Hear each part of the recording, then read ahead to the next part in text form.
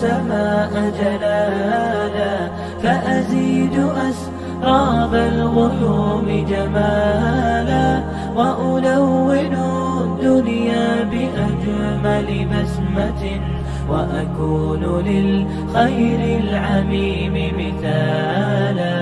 أسمو وأجتاز السماء جلالا، فأزيد أسراب الغيوم جمالا، وألون الدنيا بأجمل بسمة، وأكون للخير العميم مثالا. وأراقب الرحمن جل جلاله، وتقدست أسماؤه وتعالى، وأكون للوطن الحبيب مشيدا، أنمى إليه وأستفيض جلالا.